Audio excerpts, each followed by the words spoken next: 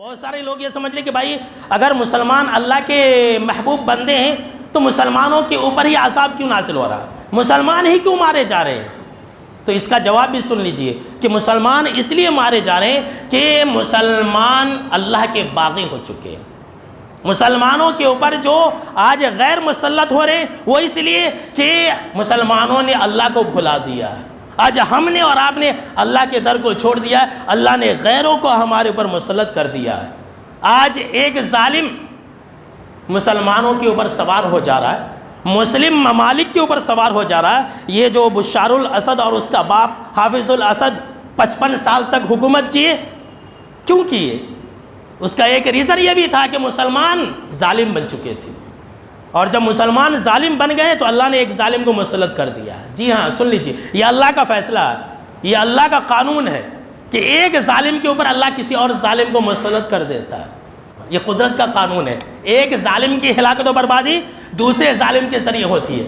ایک ظالم، ایک انسان ایک وقت میں ظلم کرتا ہے، اس کا وقت ہوتا ہے، اسی طرح سے جیسے اس کا وقت ختم ہوتا ہے پھر ایک ظالم کو اللہ مسلط کر دیتا ہے۔ یاد رکھ لیجئے، اللہ نے قرآن مجید کے اندر یہ بیان فرمایا وَكَذَلِكَ نُوَلِّي بَعْضَ الظَّالِمِينَ بَعْضًا بِمَا كَانُوا يَكْسِبُونَ، اور اسی طرح سے ہمارا یہ دستور ہے، اللہ نے کہا، اور اسی طرح سے ہمارا یہ قانون ہے، ہمارا یہ دستور ہے کہ ہم ایک ظالم کو دوسرے ظالم کے اوپر سوار کر دیتے ہیں، ایک ظالم کا بدلہ دوسرے ظالم کے ذریعے لیتے ہیں، ایک ظالم کو دوسرے ظالم کے ذریعے ہلاک و برباد کرتے ہیں۔ یہ اللہ کا اٹل فیصلہ، اسے کوئی بدل نہیں سکتا ہے، تاریخ گواہ ہے میرے بھائیوں، یاد رکھ لیجیے۔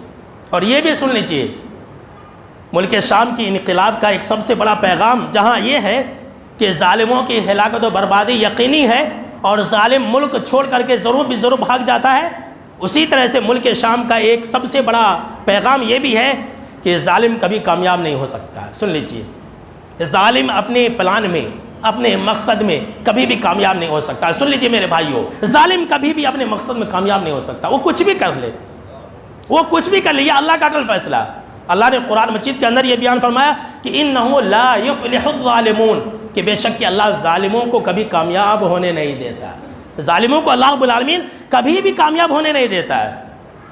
آئیے میں آپ کو صرف ایک مثال سنا دیتا ہوں۔ آپ نے فرعون کا نام سنا ہوگا۔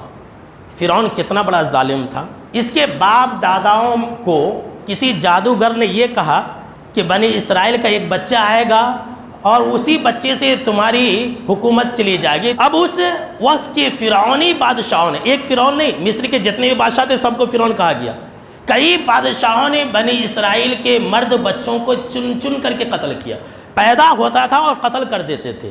بالآخر کیا ہوا جانتے کہ نہیں جانتے ہیں؟ کہ بنی اسرائیل ہی کا ایک بچہ یعنی کہ حضرت موسیٰ علیہ السلام، انہی کے ذریعے اسی کی حکومت کی ہلاکت و بربادی ہوئی اور فرعون غرق آب ہوا کہ نہیں ہوا؟ تو ظالم کبھی بھی کامیاب نہیں ہو سکتا ہے۔